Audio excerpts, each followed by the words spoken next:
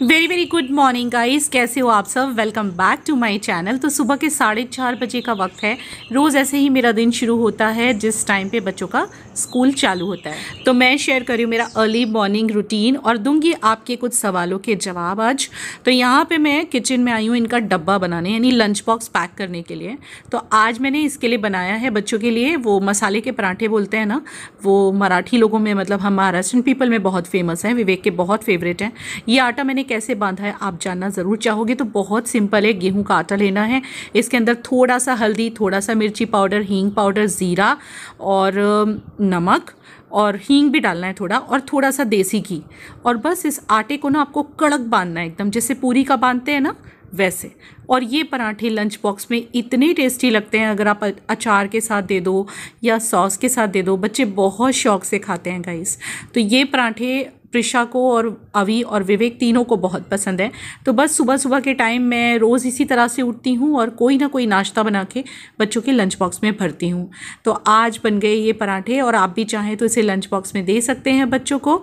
तो मैं चलिए इनका लंच बॉक्स पैक कर देती हूँ। सुबह के 5:30 बजे हुए हैं और मेरे सारे पराठे बन चुके हैं। 4:30 बजे मैं उठ गई थी। जब इनके स्कूल स्टार्ट होते हैं तो 4:30 बजे मेरा टाइम है उठने का, 4:30 से 4:45 के बीच में, क्योंकि इससे लेट उठो तो फिर इनका नाश्ता वगैरह ठीक से बन नहीं पाता। तो 4:30 बजे मैंने बेड छोड़ दिया था, गर्म पानी पिया 2 गिलास, उसके बाद घर के अंदर ही थोड़ा सा वॉक किया और फिर इनको फिर मैंने पराठे वगैरह बनाए और फिर अभी इन लोगों को उठाया। वैसे अलार्म लगा के सोते हैं ये लोग 5:30 बजे का, तो they are also like wake up. अब ये लोग इनका ब्रश, नहाना सब टर्न की रिफ्लेक्शन आ रहा है। गुड मॉर्निंग करो पीछे से। Good morning. मैं बहुत खुश हूँ गाइस, मैं कल 9:30 सो गई थी और तो 5:30 बजे, क्योंकि ये लोग है ना 1 घंटे, ये लोग रात को मेरी सुनते नहीं है, सोने में कर देते हैं लेट, फिर सुबह उठने में हो जाता है लेट, नींद भी पूरी नहीं होती, पूरा दिन थके थके रहते हैं क्योंकि स्कूल से आके ट्यूशन वगैरह रहता है। तो रात मैंने इसको डांट के 9:30 सुला दिया था और मैं भी लगभग 11 साढ़े 11 सो गई थी। सो नींद पूरी हो गई। मेरे को ना कल बुखार हो गया था, परसों भी हो गया था, 2 दिनों से मुझे बुखार, बुखार इन द सेंस एक लाइट सा टेम्परेचर, वो थकान वाला या फिर क्या कह लो। आज अगर ठीक नहीं रहता तो फिर मैं डॉक्टर को दिखा दूंगी। ये लोग भीग भी जाते हैं स्कूल से आते जाते, तो मे बी वो रीज़न होगा। तो मेरा दिन इतने बजे शुरू होता है जनरली, 4:30 से 5 के बीच में मैं उठ जाती हूँ। 2 गिलास गर्म पानी पी के घर में थोड़ा सा 15 मिनट वॉक करती हूँ और फिर मैं बनाती हूँ बच्चों का ब्रेकफास्ट जो वो लेके जा रहे होते हैं। फिर विवेक भी उठते हैं। विवेक अब उठेंगे 5:45 बजे। पहले वो नहीं उठते थे, लेकिन मेरे एक पाँव में दर्द रहता है जिस वजह से अब वो उठते हैं। उठ के वो चाय वगैरह बच्चों के लिए बना देते हैं सुबह की, या दूध जो भी पीना होता है। और रात मैंने यहाँ कपड़े लगा दिए थे, यहाँ पंखा चला देती हूँ मैं, ऊपर इसके जस्ट ऊपर फैन है, देखिए। तो क्या होता है पता है, वो बारिश में कपड़े सूखने का बहुत इशू हो जाता है, तो वो इशू हमें नहीं आ रहा है। सारे मैं निकालूंगी, रखूंगी, क्योंकि पराठे तो बन चुके हैं, चाय विवेक बनाने वाले हैं, अब मैं फ्री हूँ। और अब से लेके मेरा रूटीन जो है जो शुरू होता है, तो मैं 8 बजे तक बिजी रहती हूँ। थोड़ा सा अभी बच्चों के जाने के बाद प्राणायाम योगा करूँगी और उसके बाद एडिटिंग करूँगी। फिर 7:45 साढ़े 8 तक फ्री हो जाऊँगी। फिर उसके बाद में मैं या तो आराम करती हूँ 1 घंटा, क्योंकि भाभी भी लेट आती थी, तो जल्दी उठ के फ़ायदा क्या है, थोड़ा आराम कर लो। दिन में आराम नहीं मिलता, दिन भर कुछ ना कुछ शूटिंग, एडिटिंग, इनका ट्यूशन, ये सब रहता है। तो बस इसीलिए थोड़ा सा आराम कर लेती हूँ। फिर उठ के वापस ब्रेकफास्ट का चालू हो जाता है। विवेक का ब्रेकफास्ट, मेरा ब्रेकफास्ट सब 9:30-10 बजे होता है, कभी कभी 10:30 भी होता है अगर मैं ज़्यादा सो जाऊँ तो। चलिए, तो this is going to be my early morning routine and I hope you would like this vlog. और पसंद आए तो मेक श्योर लाइक करना वीडियो को, चैनल को सब्सक्राइब करना। सबसे पहले उठते ही तो मैं लंच बॉक्स इन लोगों का भर देती हूँ और गर्म पानी पी लेती हूँ। और इसके बाद फिर वही मैं, जब तक ये लोग अपना यूनिफॉर्म वगैरह पहनते हैं, तैयार होते हैं, नहाते हैं, वहाँ तक मैं ये सब छोटे पुटे जो छुटपुट काम होते हैं, जैसे कि स्टैंड पे कपड़े लगे होते हैं। आजकल चूँकि मानसून का ठिकाना नहीं, कभी बारिश कभी धूप, तो पता नहीं चलता ना, कभी भी आ जाती है। तो फिर यहीं पर कपड़े का स्टैंड हमारा रखा रहता है पंखे के नीचे, आपको पता ही है। तो बस यही सारे छुटपुट से काम हैं जो मैं मॉर्निंग में निपटा लेती हूँ उस टाइम पर। जैसे कि जो सूखे कपड़े हैं उनको मैं स्टैंड पे से हटा देती हूँ, और जो गीले कपड़े होते हैं उनको अलट पलट ज़रूर कर देती हूँ। और फिर से जब बाद में बच्चे जाते हैं ना, तो फिर से पंखा चालू कर देती हूँ यहाँ का, तो जो भी हैं कपड़े थोड़े बहुत सूख जाते हैं। और जब भाभी आती है काम करने के लिए, तो वो इनको सबको तह लगा देती है। तो आप सभी लेडीज़ का भी वैसे अर्ली मॉर्निंग ही दिन शुरू होता होगा, जैसे कि मेरा होता है, क्योंकि जिन दिनों स्कूल होते हैं तो हम लोग तो लेट तो उठ ही नहीं सकते। अब मेरी तो आधी ज़िंदगी गुजर गई है इस तरह से, उठते उठते सुबह में बच्चों के लिए, और हर औरत को आदत हो जाती है। थोड़ा सुबह में दिक्कत होती थी पहले उठने में, जब बच्चे छोटे छोटे से थे तब स्टार्टिंग में दिक्कत होती, जब प्रिशा छोटी सी थी, बट फिर धीरे धीरे आदत पड़ती चली गई क्योंकि रोज़ का रूटीन हो जाता है। तो ये सारे काम मेरे हो जाते हैं। कभी कभी मैं ग्रीन टी भी पीती हूँ गाइस सुबह में। आज तो मैंने गर्म पानी पिया है, लेकिन कभी कभी मैं ग्रीन टी भी ले लेती हूँ मेरा योगासन या मेरा प्राणायाम करने के बाद। तो आज मैं आपको ये भी दिखाऊंगी मैं कैसे प्राणायाम वगैरह करती हूँ मेरा। फिलहाल मैं थोड़ा सा ना ये घर ठीक करूँगी, क्योंकि बच्चे ना रात को लेट नाइट कई बार पढ़ रहे होते हैं ना, तो उनका सामान पूरा का पूरा सोफे पे फैला पड़ा रहता है। काफ़ी दिनों से एक रूटीन व्लॉग शेयर नहीं किया था, क्योंकि आजकल मैं अपनी स्टोरी शेयर कर रही हूँ तो ज़्यादा करके वही पार्ट्स वगैरह आ रहे हैं। अभी देखिए सामने विंडो में थोड़ा थोड़ा सा लाइटन अप होने लगा है हमारा जो स्काई है, क्योंकि दिन निकलना शुरू हो चुका है। और अभी यहाँ बैठ के अपनी तैयारी कर रहा है कुछ, इसका आज स्कूल में टेस्ट वगैरह है। मैंने सोचा चलो अब मैं यहाँ बैठूँ। वो पराठे मैंने ठंडे होने रखे थे, क्योंकि गरम गरम पैक करते हैं ना तो वो ये हो जाता है ना, पानी जैसा आ जाता है। तो वो बस अब मैं थोड़ी देर में बैठ के लंच बॉक्स वगैरह इनका पैक करूँगी। और यहाँ पर बस वही इंस्ट्रक्शन चल रही हैं बच्चों की कि भाई ये रख लेना, वो रख लेना, ये मत भूल जाना, वो मत भूल जाना। आज भी प्रिशा इतनी बड़ी हो गई है, लेकिन होता है ना बच्चे माँ बाप पे बहुत रिलाई करते हैं, और प्रिशा भी बहुत ज़्यादा रिलाई करती है। आज भी वो चीज़ें अगर मैं ना बोलूँ ना तो बहुत सी चीज़ें भूल जाती है, मतलब हैंकी के लिए भी याद दिलाना पड़ता है कई सारी चीज़ों के लिए। और वाटर बैग वगैरह भी कई बार मैं भर देती हूँ, कई बार प्रिशा भर लेती है, जिसको टाइम मिलता है। कई बार अभी भर लेता है इनके वाटर बैग्स वगैरह।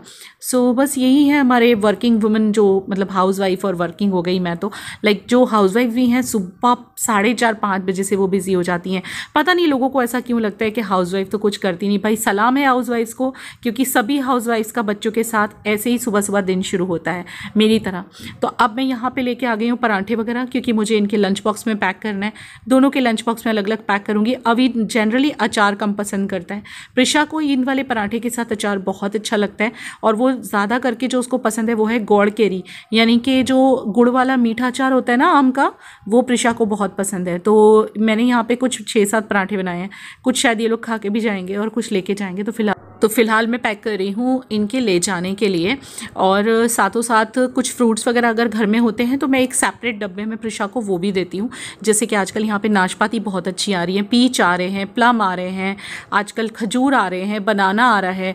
तो जो भी वो कहती है साथ में पैक कर देती हूँ। और मैंगोज़ तो चल ही रहे हैं, अभी घर में भी रोज़ ही मैंगो आते हैं। वैसे घर में जो भरे थे वो तो ऑलमोस्ट फिनिश हो चुके हैं, बट कुछ ना कुछ हम लोग रोज़ मतलब बाहर से तो मैंगो लेके आते ही हैं। प्रिशा भी नाइट ड्रेस में खड़ी है, इसका अभी नहाना बाकी है। अभी पहले नहा लिया है। ये थोड़ा सा लेट उठती है, मतलब अभी मेरे साथ जल्दी उठ जाता है, लेकिन ये बहुत लेट उठती है। वैसे बच्चों को मैं अपने साथ नहीं उठाती हूँ, अभी जल्दी उठता है, मतलब मेरे साथ 4:30 पौने 5 नहीं उठता है वो उठता है तकरीबन 5:30 बजे, लेकिन प्रिशा से पहले उठता है। प्रिशा पौने 6 बजे उठती है, उससे इतना जल्दी नहीं उठा जाता है। एंड गाइज़ आप सभी के कमेंट्स मैं रोज़ पढ़ रही हूँ, आप ऐसा मत सोचना कि मैं पढ़ती नहीं हूँ, मैं रिप्लाई भी करती हूँ, मैं हार्ट भी देती हूँ। और अगर कई बार रिप्लाई ना हो पाए तो उसके लिए माफ़ कीजिएगा, but thank you so much, सभी के बहुत प्यारे कमेंट्स आ रहे हैं। और यहाँ पे बच्चे जा चुके हैं, और आप लोग चाहते थे ना मैं शेयर करूँ, तो ये देखिए कुछ इस तरह से मैंने ये वाली जो उंगली होती है ना हमारी रिंग फिंगर, जब हम इसको बाइंड करते हैं तो वो क्या बोलते हैं हमारे शरीर का फैट लूज़ करती है अगर इस मुद्रा में बैठते हैं। बाकी आप ज्ञान मुद्रा, ध्यान मुद्रा किसी में भी बैठ सकते हैं। और यहाँ पे मैं कर रही हूँ भस्त्रिका प्राणायाम। और भस्त्रिका प्राणायाम में क्या करना होता है, लंबी सांसें लेना होता है और लंबी सांसें छोड़ना होता है, यानी 2 सेकेंड्स में सांस लंबी लेनी होती है फिर छोड़नी होती है। और इसके बाद फॉलोअप करती हूँ मैं अनुलोम विलोम से। अनुलोम विलोम प्राणायाम तो सभी को पता होगा, और अगर आपको करने में दिक्कत आए ना, बेस्ट वे आपके सामने टीवी में आप बाबा रामदेव का कोई वीडियो लगा लो। मैं भी कई बार ऐसे करती हूँ, जब बोरिंग लगता है ना तो उनका वीडियो लगा लेती हूँ और लगा के साथों साथ करती हूँ। तो अनुलोम विलोम और भस्त्रिका तो मैंने आपको दिखा दिया। इसके बाद में मैं फॉलोअप करती हूँ मेरे कपालभाति। कपालभाति बहुत अच्छा होता है गाइस पेट के लिए। इससे आपको पेट का गैस का प्रॉब्लम, इवन आपका ब्लड प्रेशर अगर किसी को रहता है, डायबिटीज़, थायराइड, हार्मोनल डिसबैलेंस, ये जितनी भी प्रॉब्लम्स होती हैं ना सारी दूर हो जाती हैं अगर आप रेगुलर प्राणायाम करते हो। ट्रस्ट मी, मैं अपने लाइफ में आजमा चुकी हूँ। प्रिशा के बाद मैंने ये सब प्राणायाम किए थे और मुझे बहुत ज़्यादा बेनिफिट मिला था। सो पीछे जो भी मुझे हेल्थ प्रॉब्लम्स हुई हैं उनके चलते मैंने वापस से प्राणायाम वगैरह शुरू कर दिया है। और ये कुछ सूक्ष्म व्यायाम होते हैं जो कि बाबा रामदेव जी ही बताते हैं और ये करने चाहिए। जैसे कि इस नेक को अपनी इस तरह से पूरा क्लॉकवाइज, एंटी क्लॉकवाइज, और इसके अलावा और भी कुछ सूक्ष्म क्या बोलेंगे, सॉरी हिंदी ठीक से नहीं आती मुझे इतना बोलना, ये वाली वर्ड्स कुछ ऐसे हो जाते हैं बोलने में, सूक्ष्म व्यायाम, हाँ यानी कि स्मॉल स्मॉल जो ये एक्सरसाइज होती है ना, इस तरह से आपकी जो कोहनियाँ बंद करके आपकी रिस्ट को क्लॉकवाइज एंटी क्लॉकवाइज, इससे क्या होता है आपके जो जॉइंट्स होते हैं ना ये वाले, ये एकदम परफेक्ट रहते हैं, ऑक्सीजन प्रॉपर जाता है। फिर ये जो है ना, ये सब चूँकि मेरा एडिटिंग वर्क वगैरह बहुत रहता है तो शोल्डर्स, फिर बैक बोन, ये नेक बोन, यहाँ सब मुझे काफ़ी दर्द रहता है due to my work, because मेरा जो एडिटिंग वगैरह का काम है वो इस तरह का काम है ना, तो ये वाला एक्सरसाइज वगैरह काफ़ी हेल्प कर सकता है। और बाद में वापस से मैं थोड़ा सा कपालभाति, क्या एक साथ नहीं होता, करने जाओ ना थोड़ा थकान होती है, तो बीच में व्यायाम करती हूँ, एक्सरसाइज करती हूँ, फिर से करती हूँ। और ये है बटरफ्लाई पोजीशन, ये काफ़ी अच्छी होती है, आपको भी पता होगा, ये बहुत अच्छी होती है, हम विमेन के लिए तो ये बहुत अच्छी होती है बटरफ्लाई पोजीशन। तो यही कुछ छोटे मोटे एक्सरसाइज या योगा कह लो मैं सुबह में करती हूँ। और इस तरह से कुछ स्ट्रेचिंग एक्सरसाइज भी काफ़ी सारी हैं जो मैं करती हूँ, खड़े होकर भी स्ट्रेचिंग करती हूँ। और इसके बाद में एक मैं करती हूँ, उसका नाम भूल गई हूँ मैं, ये वाला आसन, ये बैलेंसिंग कहते हैं ना इसे, ये मैं करती हूँ कुछ 2 मिनट तक के लिए।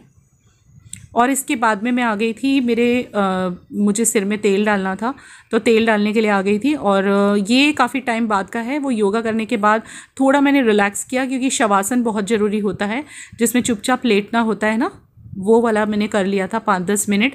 और इसके बाद में फिर मैं अपनी एडिटिंग पे बैठ गई थी। ये टाइम काफ़ी लेट का है, मैं आपको कितना बोलूँ कितना टाइम हुआ है, तो बस यहाँ पे मैं अपने बालों में मसाज कर रही थी। और हफ्ते में 2 से 3 बार मैं ऑयलिंग करती हूँ। और मेरा हेयर केयर रूटीन वगैरह सब मैं नए चैनल पे शेयर करने वाली हूँ, तो नए चैनल को जल्दी से सब्सक्राइब कर लेना। वहाँ पे मेरी ब्यूटी रेमेडीज़ और जो भी मतलब सारी चीज़ें मैं आपके साथ आए दिन शेयर करने वाली हूँ, तो उसे ज़रूर सब्सक्राइब कर लेना। Once again thank you so much आपके प्यारे प्यारे कमेंट्स के लिए, आपके सपोर्ट के लिए जो आप कर रहे हो, और जो भी ज़िंदगी में मेरे हुआ है, मेरे जो भी एक्सपीरियंस मैं शेयर कर रही हूँ उसे आप इतना प्यार से समझ रहे हो, बहुत बहुत आभार आपका। तो अब मैं अपने हाथों को धो लूँगी, क्योंकि मेरे हाथ जो हैं वो गंदे हो गए, तेल लगाने में ऑयल लग जाता है ना। मेरे बाल थोड़े से हल्के हैं गाइज़, लेकिन हाँ इतना है कि प्रॉपर केयर करो ना तो एटलीस्ट आपके हेयर वॉल्यूमाइज रहते हैं। यहाँ आ गया है बच्चा, स्कूल से आ गया है, आके पढ़ाई कर रहा है यहाँ बैठ के। अभी हम लंच करेंगे, हमारा लंच बाकी है। लंच में आज है खिचड़ी कड़ी, और गर्मी बहुत हो रही है क्योंकि बाहर है ना बारिश का मौसम हो के भी ठीक से पड़ती नहीं है। 2:30 फिर ट्यूशन है ना आपका, चलो। तो यहाँ हम लोग बैठ गए थे खाना खाने के लिए, और इसके बाद जाना है बच्चों को ट्यूशन। तो आज मैं आपको एक क्लिप शेयर कर रही हूँ जिसमें अवी बाइक चला रहा है, मैं दिखाती हूँ आपको, 1 मिनट। हेलो गाइस, हम बारिश में जा रहे हैं, बहुत तेज बारिश गिर रही है अचानक से, जा रहे हैं, बहुत मजा आ रहा है। यस, देखने को बहुत मजा है, बारिश हो रही है गाइस, एक अच्छा एक्सपीरियंस है बच्चों के साथ, मजा आ रहा है बहुत सारा। ये तो अभी हो गई है शाम, कितने बजे हैं, शाम के 6:15 बजे हुए हैं। और मैं आज बैठी हूँ अभी यहाँ पे कितने घंटे से, 1-1.5 घंटे से अंदर ही रूम में हूँ। मैं कर रही थी मेरी एडिटिंग वगैरह, और कुछ जो भी मैं आजकल मेरे जो भी वीडियोस जा रहे हैं, ये तो मेरा आपने मॉर्निंग रूटीन देख लिया। बहुत सारे लोग कह रहे थे आप योगा कैसे करते हो आप, तो मैं आपको एग्जैक्ट टाइमिंग बोलूँ तो मैं 5 से 8 मिनट ही सिर्फ प्राणायाम कर रही हूँ टोटल, मतलब सारे प्राणायाम मिला के, भस्त्रिका, कपालभाति एंड कपालभाति बोलते हैं, एंड अनुलोम विलोम, ये तीनों मिला के 5 से 7 मिनट ही कर पाती हूँ, इससे ज्यादा तो नहीं कर पाती। क्योंकि ना जब आप प्राणायाम करते हो तो बॉडी झंझनाने लगती है, यानी ब्लड फ्लो बहुत तेजी से होता है स्किन में, लाइक हाथ पाँव भी वैसे हो जाते हैं। तो ये जो कि एक बहुत ही अच्छा साइन है, इट मीन्स कि आप के बॉडी में बहुत अच्छे से ब्लड फ्लो कर रहा है। और योगासन में मैं अभी कुछ खास नहीं कर रही हूँ, क्योंकि मेरे पाँव में दर्द काफी बना हुआ है, मुझे बहुत जल्द डॉक्टर को दिखाना है, सोच रही हूँ 1-2 दिन में दिखा के आऊँ मैं। काफी दर्द है पाँव में, खड़े नहीं रहा जाता, मतलब सुबह सुबह जब बच्चों का डब्बा बनाती हूँ तो दर्द होने लग जाता है। और कुछ बैलेंसिंग एक्सरसाइज आपने मुझे करते देखा, तो वो सब करती हूँ मैं। एंड हाँ, कुछ ना रोज की रोज, क्योंकि आजकल मैं अपनी स्टोरी शेयर कर रही हूँ ना, तो कोई ना कोई ऐसा कमेंट और क्वेश्चन जरूर आता है जो कि मतलब मुझे लगता है कि मैं व्लॉग में जवाब दे दूं, क्योंकि सारी बातें एक साथ फिर जब वीडियो शूट करने बैठूंगी, पार्ट 4 जाएगा अब मेरा, तो फिर बहुत मुश्किल हो जाता है सारे क्वेश्चन रिमाइंड करना कि क्या क्या क्वेश्चन आए थे, क्योंकि मैं लिखती तो हूँ नहीं, बस स्क्रीनशॉट लेके रख देती हूँ कभी कभी। तो एक क्वेश्चन मेरे पास, 2-3 क्वेश्चन मेरे पास और आए हुए थे जिसमें से एक क्वेश्चन तो ये था, घर था जो आपने लोन पे लिया था, तो जब बाद में उसका लोन फिर किसने चुकाया? तो ऑब्वियसली जब बिजनेस के सारे बेनिफिट वो ले रहे थे, मुझे तो उन्होंने 1 रुपया भी नहीं दिया था बिजनेस में से। कितने सालों से उन्होंने बहुत पैसा कमा लिया था, मतलब मैं सच बोलूं तो वो बहुत ज्यादा पैसे वाले हो चुके हैं। वो कुछ भी नहीं थे, जीरो से हीरो, बिजनेस में हीरो। हाँ, जिंदगी में तो वो फ्लॉप है, हीरो तो है नहीं, वो बिजनेस में ही हीरो बने बस। तो जीरो से हीरो बने वो बिजनेस में, वो उसी बिजनेस से बने थे। और जब मैंने उनको छोड़ा था उस टाइम पे भी, अब से बरसों पहले की बात है, बहुत पैसे वाले हो चुके थे वो। आप सोचो, एक फ्लैट उन्होंने नोएडा में ले लिया था, दूसरा बंगला उन्होंने वहां ले लिया था, और उसके अलावा भी उनकी काफी इनकम थी, तो काफी पैसे वाले हो चुके थे वो। नोएडा में प्रॉपर्टीज अभी भी महंगी है, और अब से बहुत साल पहले, लाइक 12-15 साल पहले भी बहुत महंगी होती थी, आपको भी पता है। तो आप समझ लो कि काफी पैसा उन्होंने कमा लिया था। तो जब सारे बेनिफिट बिजनेस के उन्होंने लिए हैं, तो ऑब्वियसली लोन भी वही चुकाएंगे। मैं क्यों चुकाऊंगी? मैं तो कहीं कमाती नहीं थी, तो क्यों चुकाऊंगी? वो तो सिर्फ नाम के लिए मुझे प्रोप्राइटर रखा गया था, मुझे 1 रुपया कोई देता नहीं था। सारा बेनिफिट वही लेते थे, सारा प्रॉफिट वही लेते थे, मुझे घर चलाने के पैसे नहीं मिलते थे, बात खत्म हो गई। तो ये लोन फिर उन्होंने ही भरा होगा, क्योंकि उन्होंने तो बेच डाला था ना इसको, तो जो ऊपर का प्रॉफिट होगा वो रख लिया होगा और बेच दिया होगा, जो भी है। लेकिन प्रॉपर्टी में तो मेरा हक लगेगा ही ना, ऑब्वियसली, क्योंकि मेरा नाम था, तो ऑब्वियसली मैं तो उसमें से अपना जो भी हिस्सा था वो लेने ही वाली थी, लेकिन जो कि मुझे पूरा हिस्सा नहीं दिया गया। लेकिन मेरे माँ बाप का मुंह देख के, और चूंकि ये मैटर फिनिश हो रहा था, मेरे पापा ने मुझे ये भी समझाया कि कहीं ऐसा ना हो बाद में कुछ ही ना दे, अभी इतना भी देने तैयार हुआ है तो चुपचाप ले लो भैया, पता चला कल को कुछ ही नहीं दिया। क्योंकि ऐसा भी होता है बहुत सारे डाइवोर्स केसेस में, मैंने देखा है कि बाद में हस्बैंड्स कुछ भी नहीं देते। तो उस टाइम पे बिक रहा था, जितने में भी सेटलमेंट हुआ, मेरे फादर की उम्र देख के, उनका मुंह देख के मैंने सेटलमेंट कर लिया था। और इसके अलावा एक दूसरा क्वेश्चन था कि वो जो है अब कहाँ रहते हैं, चंडीगढ़ रहते हैं या गुजरात रहते हैं? तो वो गुजरात में ही रहते हैं फिलहाल, और चंडीगढ़ में नहीं। वो तो सिर्फ हम तभी रहे थे जब हमारी शादी हुई थी, उसके 1.5-2 साल तक रहे थे चंडीगढ़, और उसके बाद नहीं उसमें, क्योंकि इसको बहुत सी बातें याद रह गई हैं, इसको बहुत कुछ याद रह गया है, और इसने मेरा स्ट्रगल देखा है, वो भी एक अलग बात है। तो चलिए अब इस वीडियो को मैं यहीं एंड करती हूँ। बाकी स्टोरी में मैं आपके साथ शेयर करूंगी कि आगे मायके में मेरे साथ क्या हुआ, सारी चीजें शेयर करूंगी मैं। Okay, bye.